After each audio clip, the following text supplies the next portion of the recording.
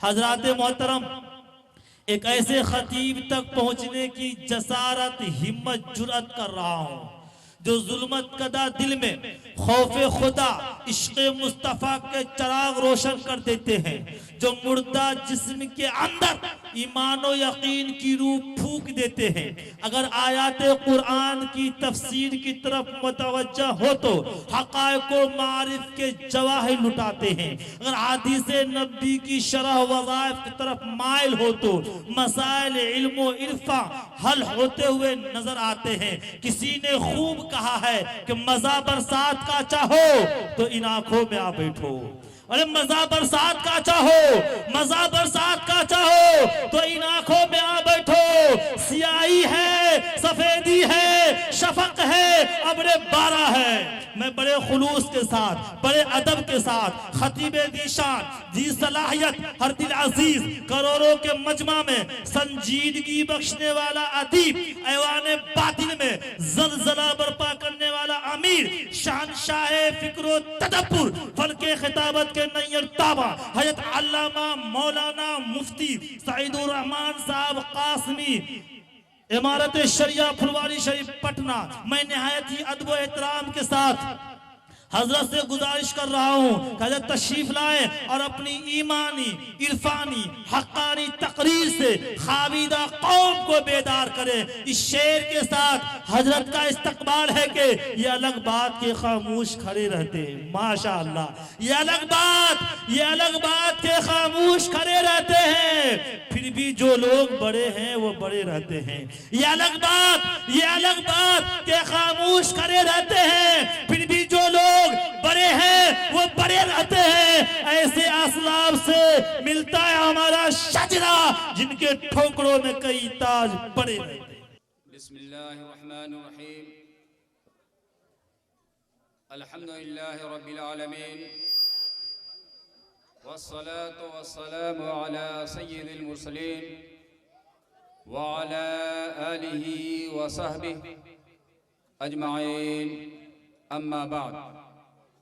फ़अऊज़ु बिल्लाहि मिनश शैतानिर रजीम, बिस्मिल्लाहिर्रहमानिर्रहीम। या अय्युहल्लज़ीना आमनुत्तक़ुल्लाहा हक़्क़ तुक़ातिहि वला तमूतुन्ना इल्ला व अंतुम मुस्लिमून। सदक़ल्लाहुल अलीयुल अज़ीम।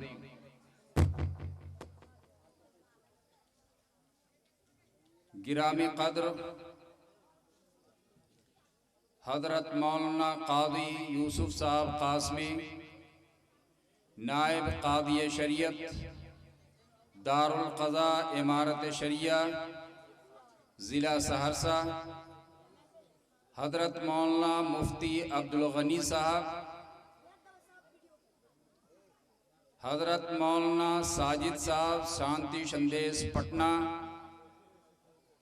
हिंदुस्तान के मशहूर व मारूफ शायर, हर दिल अजीज़ और महबूब तरीन शायर मोहतरम जनाब कैसर राना साहब, शायर खुसलहान मोहतरम जनाब जाहिद वफ़ा साहब, शानदार निज़ामत फरमा रहे मौलाना अब्दुल जब्बार साहब, दिगर मुअज़्ज़ज़ उलमाए किराम, मोहतरम बुज़ुर्गों, उम्मते मुस्लिमा के गय्यूर नौजवानों, अज़ीज़ बच्चों और जहाँ तक मेरी आवाज़ जा रही है पर्दा नशीं ख़वातीन हज़रात, सबसे पहले मैं मदरसा इस्लामिया तालिमुल कुरान के बानी और उसके मुहतमिम जनाब कारी फुरकान साहब का शुक्रगुजार हूँ कि उन्होंने अपने इस बावक़ार और अज़ीमुश्शान इजलास में मुझे शिरकत की दावत दी। बिलाशुबा उन्होंने इस जलसे को सजाने और कामयाब करने में जोहद मुसलसल की, बड़ी मेहनत और तगोदो किया। उनके साथियों ने भी उनका भरपूर साथ दिया।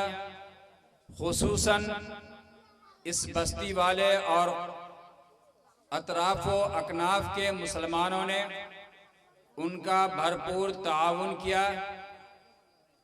हम दुआ करते हैं कि अल्लाह तबारक ताला इन तमाम हज़रात के खिदमात को कबूल फरमाए और उनका बेहतर से बेहतर बदला अता फरमाए।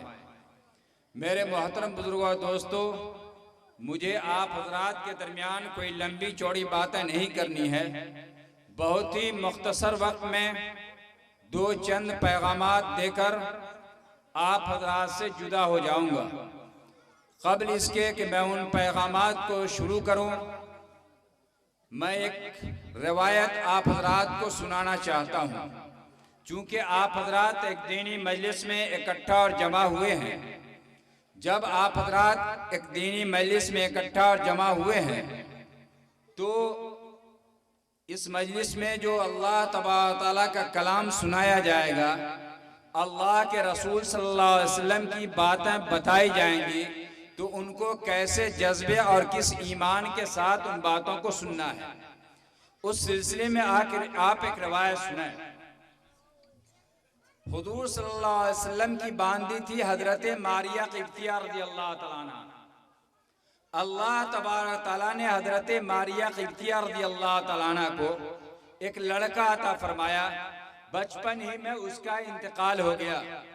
जब उसका इंतकाल हुआ तो हजरत मारिया क़िब्तिया रज़ियल्लाहु तआला अन्हा को बहुत ज़्यादा गम लायक हुआ, बहुत ज़्यादा परेशानी लायक हुई। तो उनकी परेशानी को देखकर आका इनामदार तायदार मदीना अहमद मुश्तबा मोहम्मद मुस्तफ़ा सल्लल्लाहु अलैहि वसल्लम को भी परेशानी लायक हुई।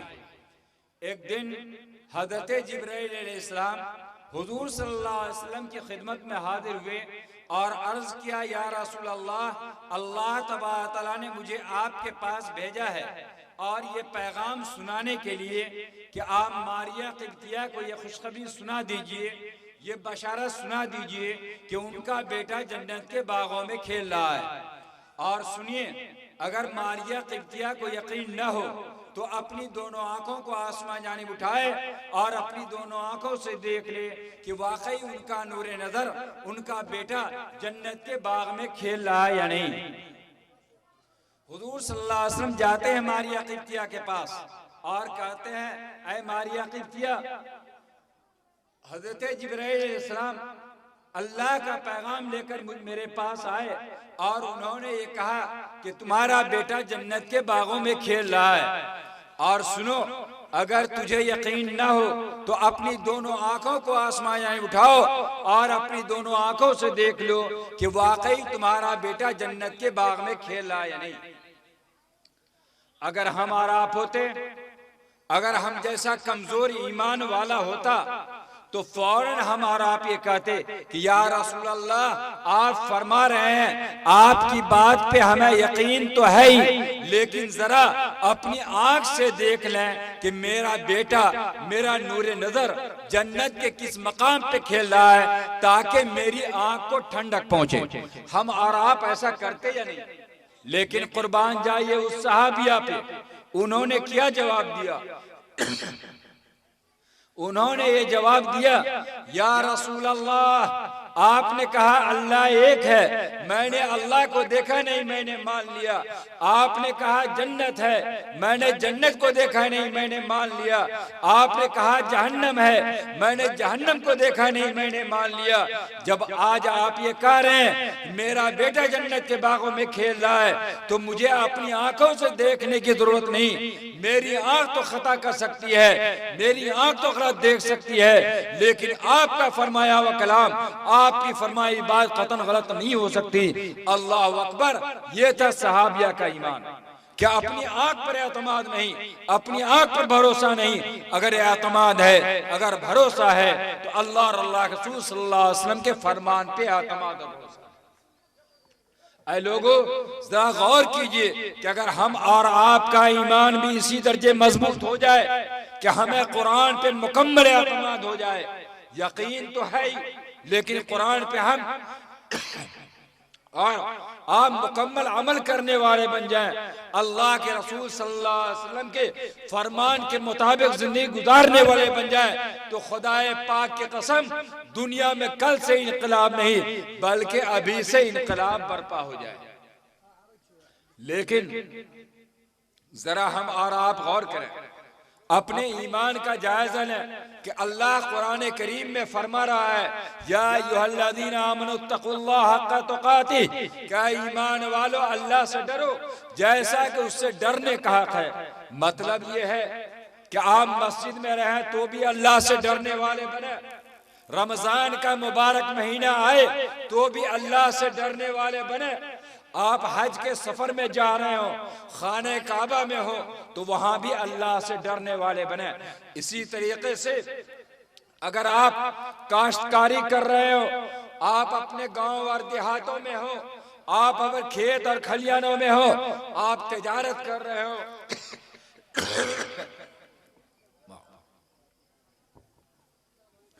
अगर आप खेत और खलियानों में हो, अपनी ऑफिसों में हो, तो वहां भी अल्लाह से आप डरने वाले बने। जब जाकर के ये समझ में आएगा कि हम और आपका ईमान मुकम्मल ईमान है। सहाबा का ईमान कितना मजबूत हुआ करता था कि वो दिन के उजाले में भी अल्लाह से डरने वाले हुआ करते थे और रात की तन्हाइयों में भी अल्लाह से डरने वाले होते थे। जब सहाबा किराम के बारे में अल्लाह तबारक तआला ने कुरान करीम में फरमाया, रज़ियल्लाहु अन्हुम व रज़ू अन्हु, कि अल्लाह उनसे राजी हुआ और वो लोग अल्लाह से राजी हुए। क्यों?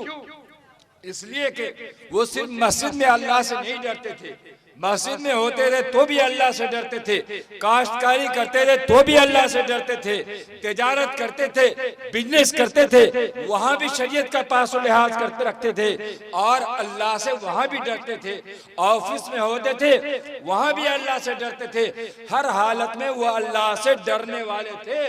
तो अल्लाह ने फरमाया, रज़ियल्लाहु अन्हुम व रज़ू अन्हु, कि अल्लाह उनसे राजी हुआ और वो लोग अल्लाह से राजी हुए।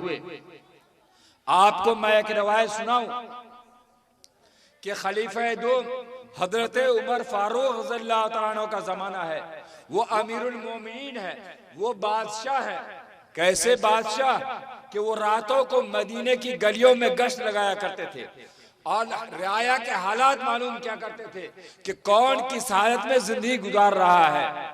एक मर्तबा रात के 12 बजे हजरत उमर फारूक रज़ियल्लाहु तआला मदीने की गलियों में गश्त लगा रहे हैं, एक मकान के पास पहुंचते हैं, अंदर से एक बूढ़ी की आवाज सुनाई देती है कि वो बूढ़ी अपनी बेटी से ये कह रही है कि बेटी दूध में पानी मिला दे। बेटी ये कहती है, अम्मी जान आपको मालूम नहीं कि अभी जो बादशाह है हजरत उमर फारूक रज़ियल्लाहु तआला अन्हु, वो बड़े जलाली सहाबी हैं, अगर उनको इस बात की खबर हो गई कि मैंने दूध में पानी मिलाया है तो न आपकी खैरियत बाकी रहेगी न मेरी खैरियत बाकी रहेगी, इसलिए अम्मी जान आप मुझे इस बात का हुक्म न दीजिए। अम्मी क्या कहती है, बेटी तुझे मालूम नहीं कि रात के 12 बज रहे हैं, हू का आलम है, सन्नाटे का आलम है, सारी दुनिया सो रही है, हत्ता के चरिंद परिंद भी अपनी आराम गाह में आराम कर रहे हैं। किसी भी इंसान को क्या खबर होगी कि तुमने दूध में पानी मिलाया है।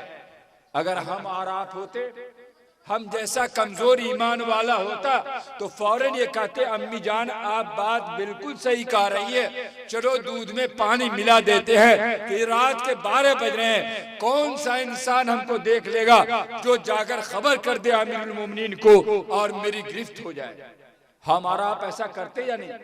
लेकिन जरा उस बच्ची के ईमान का जायजा लीजिए कि उसका ईमान कितना मजबूत था। वो बच्ची ये कहती है, क्या अम्मी जान आप बिल्कुल सही कह रही हैं कि अमीरुल मोमिनीन अपनी आराम गाह में आराम कर रहे हैं, सारी दुनिया सो रही है, किसी भी मखलूक को इस बात की कोई खबर नहीं होगी कि मैंने दूध में पानी मिलाया है, लेकिन अम्मी जान जो सारी दुनिया का खालिक है, जो सारे इंसान का मालिक है, जो अहकमुल हाकिमीन है, वो तो बेदार है, वो तो हमको देख रहा है। अगर मैंने दूध में पानी मिलाया तो खुदाए पाक की कसम कल मैदान महशर में अल्लाह की अदालत में हम दोनों की पकड़ हो जाए।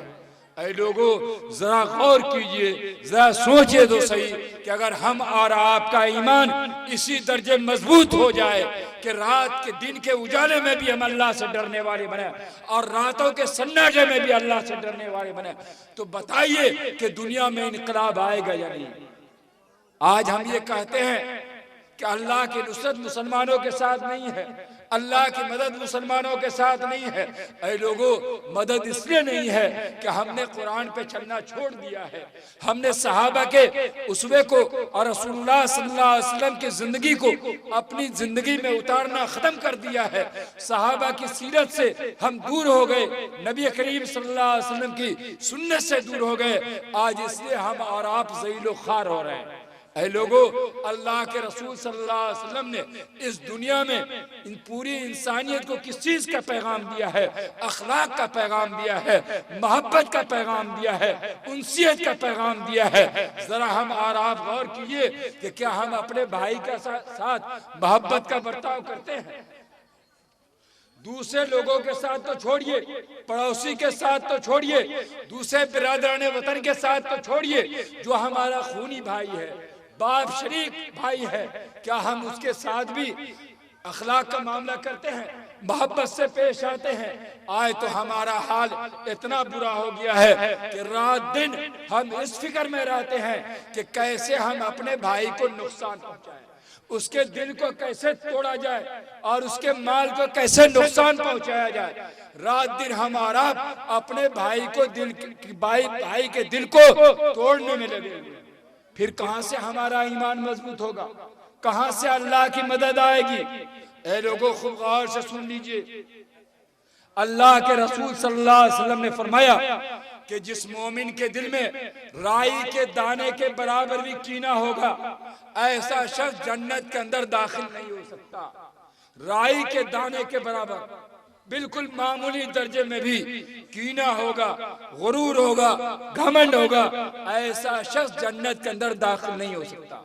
और हमारा आपका क्या हाल है कि हमारा पूरा सीना कीने में डूबा हुआ है। अब जरा फैसला कीजिए कि हमारा ठिकाना जन्नत होगा या जहन्नम होगा। इसलिए मेरे मोहतरम दोस्तों, इमारत शरिया का पहला पैगाम हम आपको ये देना चाहते हैं कि आप जहां भी रहें, अपनी आबादी में रहें, तो कलमा वाहिदा ला इलाहा इल्लल्लाह मुहम्मदुर रसूलुल्लाह की रोशनी में मुत्तहिद और मुत्तफिक होकर जिंदगी गुजारें। प्रेम के साथ, मोहब्बत के साथ, उल्फत के साथ, भाईचारगी के साथ हमारा आप जिंदगी गुजारें और एक दूसरे के साथ अखलाक के साथ पेश आए। अपने भाई के साथ भी अखलाक से पेश आए, अपने बिरादराने वतन के साथ भी अखलाक से पेश आए। आप सल्लल्लाहु अलैहि वसल्लम को जो इस दुनिया में भेजा गया, अल्लाह के रसूल सल्लल्लाहु अलैहि वसल्लम ने खुद ही फरमाया कि मेरे इस दुनिया में भेजने का मकसद ये है कि मैं अच्छे अखलाक की तकमील करूं। अखलाक को फैलाने के लिए, अच्छे अखलाक को फैलाने के लिए अल्लाह तबारक तआला ने अल्लाह के रसूल सल्लल्लाहु अलैहि वसल्लम को भेजा था। और अल्लाह के रसूल सल्लल्लाहु अलैहि वसल्लम का अखलाक कितना ऊंचा था कि आप सल्लल्लाहु अलैहि वसल्लम जहां सहाबा के साथ मोहब्बत से पेश आते थे, वहीं दुश्मनाने इस्लाम के साथ भी मोहब्बत का बर्ताव किया करते थे। मैं आपको एक रवायत सुनाऊं कि आप सल्लल्लाहु अलैहि वसल्लम ने जब अपनी नबूवत और रसालत का ऐलान किया तो एक बूढ़ी मक्का छोड़कर भागी चली जा रही थी। एक चौराहे पे वो खड़ी हो जाती है। आप सल्लल्लाहु अलैहि वसल्लम वहां से गुजरते हैं, पूछते हैं अम्मी जान क्या बात है, आप किसका इंतजार कर रही हैं? वो बूढ़ी ये कहती है कि बेटे मक्के में एक शख्स है जिसका नाम मोहम्मद है, जो अपने आप को अल्लाह का पैगंबर कहता है, मैं उसके डर से मक्का छोड़कर भागी चली जा रही हूँ। मामला ये है कि मेरी गेठरी है, मैं कुली का इंतजार कर रही हूँ कि कोई मजदूर मिलता जो मेरी गेठरी को उठाकर फला मंजिल तक पहुँचा। कुर्बान जाइए आप सल्लल्लाहु अलैहि वसल्लम के अखलाक पे कि वो बूढ़ी आप सल्लल्लाहु अलैहि वसल्लम के खिलाफ ही बड़बड़ा रही है, लेकिन आप सल्लल्लाहु अलैहि वसल्लम उस बूढ़ी के गेठरी को अपने सरे मुबारक पे उठाते हैं, उठाकर फला मंजिल तक पहुँचा आते हैं। वहां पहुंचाने के बाद वो बूढ़ी ये कहती है, बेटे बताओ तुम्हारी क्या मजदूरी हुई, मैं कितनी उजरत तुम्हें दूं। आप सल्लल्लाहु अलैहि वसल्लम ने कहा, ऐ अम्मी जान मुझे आपकी मजदूरी की जरूरत नहीं है, मुझे तो आपकी दुआ और आशीर्वाद चाहिए। तो वो बूढ़ी कहती है, बेटे तुम बड़े सीधे साधे भोले भाले नौजवान मालूम होते हो, देखो मक्के में एक शख्स है जिसका नाम मोहम्मद है, तुम उसके करीब हरगिज़ न जाना, अगर तुम उसके करीब चले गए तो तुम उसके दामे फरेब से महफूज नहीं रहोगे और तुम भी ईमान कबूल कर लोगे।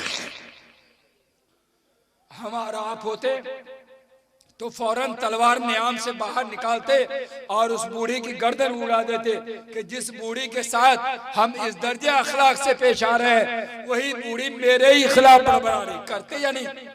लेकिन आप सल्लल्लाहु अलैहि वसल्लम का अखलाक देखिए कि उस बूढ़ी को कुछ कहना तो दूर की बात कि आप सल्लल्लाहु अलैहि वसल्लम ने यह भी नहीं बताया कि मेरा ही नाम मोहम्मद है।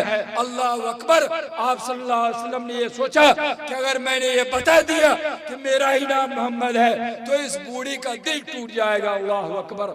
जरा अंदाजा लगाइए कि आप सल्लल्लाहु अलैहि वसल्लम वो बूढ़ी जो दुश्मनाने इस्लाम में से है, वो बूढ़ी जो आप सल्लल्लाहु अलैहि वसल्लम का नाम सुनकर मक्का छोड़कर भागी चली जा रही है, आप सल्लल्लाहु अलैहि वसल्लम उस बूढ़ी के दिल को दुखाना भी गवारा नहीं करते।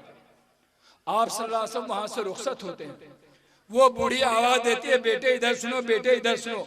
आप सल्लल्लाहु अलैहि वसल्लम तशरीफ लाते हैं, कहते हैं अम्मी जान बताइए क्या बात है, मुझसे क्या जुर्म हुआ है, कौन सा गुनाह हुआ है, अगर कोई गलती हो गई है तो मुझे माफ कर दीजिए। वो बूढ़ी ये कहती है, बेटे तुमसे कोई गुनाह नहीं हुआ है, कोई जुर्म नहीं हुआ है, तुम मेरे पास से चले गए, मेरे दिल में ये बात पैदा हुई कि जरा चलते चलते मैं तुम्हारा नाम तो जान लूं कि तुम्हारा नाम क्या है। जनाब नबी करीम सल्लल्लाहु अलैहि वसल्लम ने अपने चेहरे अनवर को झुकाया और कहा, अम्मी जान मेरा ही नाम मोहम्मद है। इतना सुनना था कि वो बूढ़ी आकाए मदनी जनाब करीम सल्लल्लाहु अलैहि वसल्लम के कदमे मुबारक पे गिरती है और पढ़ती है कलमे तय्यबा ला इलाहा इल्लल्लाह मुहम्मदुर रसूलुल्लाह। ऐ लोगों, अगर हम और आप भी अपने दोस्त अहबाब के साथ, बिरादराने वतन के साथ ऐसे ही अखलाक का नमूना पेश करें तो खुदाए पाक की कसम आज बेबिरादराने वतन इस्लाम कबूल करने पे मजबूर होंगे, वो इस्लाम से मुतासिर होंगे और ये कहने पे मजबूर होंगे कि इस्लाम वो धर्म है जो अमन और शांति का पैगाम देता है, इस्लाम वो धर्म है जो अच्छे अखलाक की तालीम देता है, इस्लाम वो धर्म है जिसको कबूल करने से हृदय को सुकून मिलता है, कल्ब को इत्मीनान मिलता है। शर्त यह है कि हम और आप पक्के और सच्चे ईमान वाले बन जाएं। मेरे मोहतरम दोस्तों, हम और आप जानते हैं, हम और आपको ये मालूम है कि जो महीना आने वाला है वो महीना कौन सा है? बोलिए। जो महीना आने वाला है हमको वो भी मालूम नहीं। हम कैसे ईमान वाले हैं, हम कैसे मुसलमान हैं कि हमें इस्लामी तारीख भी मालूम नहीं, इस्लामी महीना भी मालूम नहीं। ये आने वाला महीना जो है वो रबीउल अव्वल का महीना है, जिस महीने में हम सबके महबूब नबी आकाए मदनी जनाब नबी करीम सल्लल्लाहु अलैहि वसल्लम की विलादत बासादत हुई। आप सल्लल्लाहु अलैहि वसल्लम इस दुनिया में तशरीफ लाए। तो ये रबीउल अव्वल का महीना जो आने वाला महीना है, याद रखिए उस महीने को हम और आप सीरत के हवाले से याद करें, आप सल्लल्लाहु अलैहि वसल्लम के पैगामात को पढ़ें और उनको अपनी जिंदगी में अपनाएं। मैं इमारत शरिया के एक अदना खादिम होने के नाते अपने अमीर शरीयत पीर व मुर्शिद मुफक्किर इस्लाम हजरत मौलाना सैयद मोहम्मद वली रहमानी साहब दामत बरकातहुम का ये पैगाम और मौजूदा कायम मकाम नाज़िम फ़आल मुतहर्रिक नाज़िम हज़रत मौलाना शिबली अल कासमी साहब जो इमारत शरिया के कायम मकाम नाज़िम हैं, उनका ये पैगाम सुनाता हूँ कि रबीउल अव्वल का जो महीना आने वाला है उसको सीरत के हवाले से याद कीजिए। आप सल्लल्लाहु अलैहि वसल्लम की जो सुन्नत है, एक एक सुन्नत को पढ़िए और उसको अपनी जिंदगी में बरतिए, उसके मुताबिक जिंदगी गुजारने वाले बनिए। जब हम उसके मुताबिक जिंदगी गुजारेंगे तो इंशाअल्लाह दुनिया में इनकलाब आएगा और बातिल ताकतें इंशाअल्लाह सरनगू होंगी। लेकिन शर्त यह है कि हम और आप किताबुल्लाह और सुन्नत रसूलुल्लाह के मुताबिक अपनी जिंदगी गुजारने वाले बने। तो क्या हमारा आप ये अहद करते हैं कि अपनी जिंदगी सुन्नत के मुताबिक गुजारेंगे? हाथ उठाकर बोलिए इंशाअल्लाह। और मेरे मोहतरम दोस्तों, अब मुख्तसर से वक्त में दो पैगाम और देना चाहते हैं। एक पैगाम तो मैंने आपको ये दिया कि अखलाक को बरतना है, भाईचारगी की फिजा बनानी है, प्रेम और मोहब्बत के साथ रहना है, अपने मुसलमान भाइयों के साथ भी, बिरादरान वतन के साथ भी, सबके साथ अखलाक मोहब्बत से पेश आना है। दूसरा मामला कि आप सल्लल्लाहु अलैहि वसल्लम की सीरत को हम कैसे जानेंगे जब तक कि हम तालीम हासिल नहीं करेंगे। आप सल्लल्लाहु अलैहि वसल्लम की सीरत को हासिल नहीं कर सकते। इसलिए जरूरत इस बात की है कि हमारी आबादी के जो ये नन्हे मुन्ने बच्चे हैं, जिसको अल्लाह तबारक तआला ने आपके पास बतौर अमानत के रखा है, ये अल्लाह की अमानत है, ये अल्लाह की नेमत है। इस नेमत की कद्र कीजिए और अपने बच्चे को मदरसा इस्लामिया तालीमुल कुरान में भेजिए ताकि वहाँ जाकर आपका बच्चा दीनी तालीम हासिल करे, मदरसे में जाकर पढ़े, वो अल्लाह और अल्लाह के रसूल सल्लल्लाहु अलैहि वसल्लम की तारीख को पढ़े, सीरत को पढ़े, अल्लाह के रसूल सल्लल्लाहु अलैहि वसल्लम के पैगामात को पढ़े, कुरानी तालीमात से रूशनास हो, वो जाने कि अल्लाह का क्या हक है, वो जाने कि रसूलुल्लाह सल्लल्लाहु अलैहि वसल्लम का क्या हक है, वो जाने कि माँ बाप का क्या हक है, माँ बाप के साथ कैसा हमें बर्ताव करना है, पड़ोसी के साथ हमें किस तरीके से जिंदगी गुजारनी है, ये सारा दर्स दिया जाएगा इस मदरसे में। इसलिए अपने बच्चों को मदरसे में दाखिल भी कराइए और इस मदरसे के तरक्की और इस्तेहकाम के लिए आपको कोशिश भी करनी है। सिर्फ ये जिम्मेदारी इस मदरसे के मोहतमिम साहब की नहीं है कि वो चंदा ला ला करके आपके बच्चों को तालीम दें, आपकी भी जिम्मेदारी बनती है। आप इस बस्ती के रहने वाले हैं या इस बस्ती के अलावा दूसरी बस्ती के रहने वाले, कुर्ब जवार के रहने वाले हैं, आपका ईमानी तकादा ये होता है, आप बहैसियत मुसलमान आपकी जिम्मेदारी बनती है कि आप ऐसे इदारे को तरक्की और इस्तेहकाम बख्शिए। याद रखिए, अगर मदरसे इस्लामिया मजबूत होंगे, मदरसा मजबूत होगा, मदरसा तरक्की करेगा तो मुसलमान मजबूत होगा, मुसलमान तरक्की करेगा। और अगर खुदा न खास्ता मदरसे इस्लामिया कमजोर पड़ गए तो मुसलमान भी कमजोर पड़ जाएगा। ये मदरसे इस्लामिया की देन है कि आज हिंदुस्तान में मुसलमान इस्लामी तशक्कुस के साथ जिंदा है।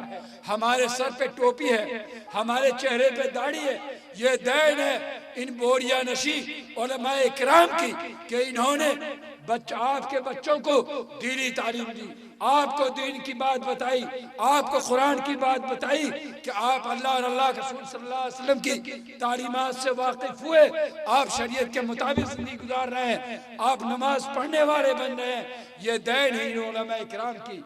इसलिए आप इस मदरसे का खास ख्याल रखिए, इस मदरसे को तरक्की और इस्तेहकाम दीजिए, ये आपका दीनी और मिल्ली फरीजा हो। तो क्या हमारा इस मदरसे की तरक्की और इस्तेहकाम के लिए आगे आएंगे इंशाअल्लाह? हाथ उठाकर इंशाअल्लाह। और अपने बच्चों को पढ़ने के लिए मदरसे में भेजेंगे इंशाअल्लाह। ठीक है, अगर आपका बच्चा स्कूल में पढ़ता है, हम मना नहीं करते कि आप अपने बच्चों को स्कूल में न पढ़ाइए, ठीक है, आप अंग्रेजी तालीम दीजिए, इंजीनियर बनाइए, डॉक्टर बनाइए, इस्लाम किसी भी तालीम से मना नहीं करता है। लेकिन शर्त यह है कि सबसे पहले आप उसे दीन की बुनियादी तालीम दे दीजिए, वो अल्लाह और अल्लाह के रसूल को तो पहचान ले, वो कुरान के मुताबिक जिंदगी गुजारने वाला तो बने। वो नमाज पढ़ने वाला तो बने, वो ज़कात अदा करने वाला तो बने, दीन की मोटी मोटी बातों को वो कम से कम जान ले। उसके बाद इंजीनियर बनाइए, डॉक्टर बनाइए। इस्लाम किसी भी तालीम से मना नहीं करता। आज एक मुसलमान इंजीनियर की भी जरूरत है, एक मुसलमान IAS और IPS की भी जरूरत है। इसलिए आप शौक से इंजीनियर बनाइए, डॉक्टर बनाइए, अपने बच्चे को तालीमी मैदान में आगे बढ़ाइए, लेकिन सबसे पहले आप उसे दीन की बुनियादी तालीम दीजिए। तो दूसरा पैगाम क्या है कि अपने बच्चों को ज़ेवर इल्म से आरास्ता और पैरास्ता करना है। तीसरा पैगाम यह है कि मुसलमानों, हमें मुल्की हालात को देखते हुए और मौजूदा हालात को देखते हुए बुज़दिल नहीं होना है, पस्त हिम्मत नहीं होना है। हमारा ईमान इस बात पे है कि अल्लाह सारी ताकतों से मजबूत ताकत है। अल्लाह से बड़ी कोई ताकत नहीं, अल्लाह से मजबूत कोई भी ताकत नहीं। सारी ताकतें अल्लाह की कुदरत के सामने हेज है। ये हम सब का ईमान है। हम सब कलमा तैयबा ला इलाहा इल्लल्लाह मुहम्मदुर रसूलुल्लाह के इकरार करने वाले हैं। जब हमारा ईमान इस बात पे है, हमने तारीख की किताबों को भी पढ़ा है कि हजरत मूसा अलैहिस्सलाम को अल्लाह तबारक तआला ने फिरौन से निजात दिया या नहीं, और हजरत यूनुस अलैहिस्सलाम की परवरिश अल्लाह तबारक तआला ने मछली के पेट में किया नहीं। अल्लाह तबारक तआला ने हजरत यूसुफ अलैहिस्सलाम को अंधेरे कुएं से निकालकर बादशाह बनाया या नहीं, मिस्र का बादशाह बनाया या नहीं। अल्लाह तबारक तआला ने हजरत इब्राहिम अलैहिस्सलाम के लिए नमरूद ने जो आग लगाई थी, उस आग को गुले गुलजार बनाया या नहीं। हजरत इब्राहिम अलैहिस्सलाम को उस आग में डाला गया, अल्लाह का हुक्म हुआ या नारुकूनी बर्द व सलाम अला इब्राहिम, ऐ आग तू ठंडिया सलामत हो जाए इब्राहिम अलैहिस्सलाम पे। चुनांचे वो आग हजरत इब्राहिम अलैहिस्सलाम का बाल बेका भी न कर सके। तो जब हमारा ईमान अल्लाह पे है, अल्लाह पे मुकम्मल एतमाद और भरोसा है, तो याद रखिए दुनिया की कोई भी ताकत हमें कुछ भी नुकसान नहीं पहुंचा सकती है। अगर हमें नुकसान पहुंचा रही है तो ये हमारी बदआमालियों का नतीजा है, ये हमारी बदआमालियों का नतीजा है। हम कुरान से दूर हो गए, हम अल्लाह के अहकाम से दूर हो गए, हदीस से दूर हो गए। नतीजा ये है कि आज हम जलीलो खार हो रहे हैं। सहाबा किराम को अल्लाह ने इज्जत दी, वो इसलिए कि वो कुरान के मुताबिक जिंदगी गुजारने वाले थे, हदीस के मुताबिक जिंदगी गुजारने वाले थे। इसीलिए डॉक्टर अल्लामा इकबाल ने सहाबा के बारे में कहा, वो मुअज़्ज़ज़ थे जमाने में मुसलमान होकर, वो मुअज़्ज़ज़ थे जमाने में मुसलमान, और हम खार हुए तारिक कुरान होकर कि हमने कुरान को छोड़ दिया, इसलिए हम और आप जलीलो खार हो रहे हैं। इसलिए हमारा ईमान ये होना चाहिए और पुख्ता अक़ीदा होना चाहिए कि हम ईमान वाले हैं। हमारा दुनिया की कोई भी ताकत बाल बेका नहीं कर सकती है जब तक कि अल्लाह का हुक्म ना हो। ये ईमान हमारा होना चाहिए।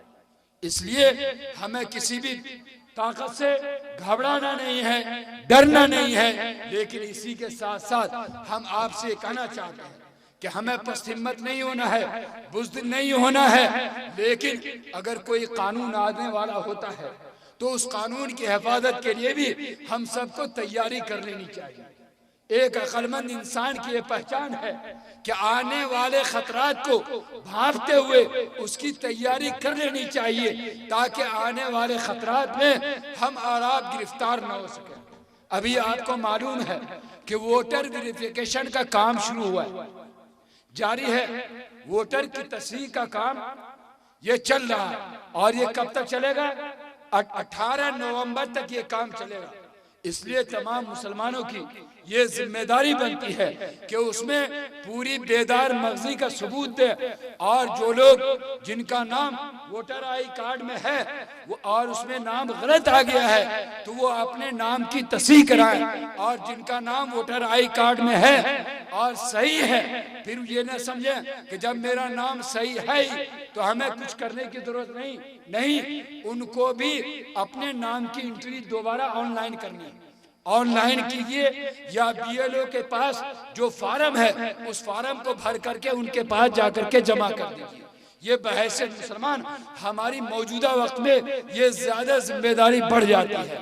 और हमारे जितने भी कागजात हैं, जितने भी सर्टिफिकेट वगैरह है, जमीन के कागजात हैं, उनको भी सारी चीजों को दुरुस्त कर लेना चाहिए। हो सकता है कि आइंदा आने वाले खतरात अगर आगे अल्लाह न करे कि वो हालात हमारा आप पर आए, लेकिन अगर खुदा न खास्ता ऐसे हालात आ गए तो हम सब के पीरो मुर्शिद और हिंदुस्तान के अजीम कायद मर्द मुजाहिद मुफक्किर इस्लाम हजरत मौलाना सैयद मोहम्मद वली रहमानी साहब का ये पैगाम है पूरी उम्मत मुस्लिमा के नाम, जो all India Muslim personal board के जनरल सेक्रेटरी हैं, इमारत शरिया के अमीर शरीयत है।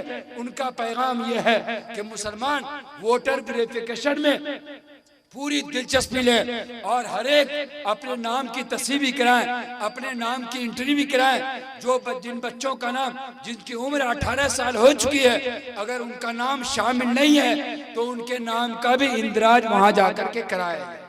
हम और आपको इसमें दिलचस्पी लेनी है। खुसूसन मैं अपने नौजवान दोस्तों से कहना चाहता हूँ, क्या नौजवानों, आप मोबाइल से जुड़े रहते हैं, आप इंटरनेट से जुड़े रहते हैं, आप अपने मोबाइल का मिसयूज तो बहुत ज्यादा करते हैं, आप अपने वक्त को मोबाइल में बहुत ज्यादा बर्बाद करते हैं। ऐ नौजवानों, तुम्हारे पास ये वक्त आ गया है, अल्लाह ने ये मौका दिया है कि तुम इस मोबाइल का सही इस्तेमाल करके कार्य सवाब का अंजाम दो।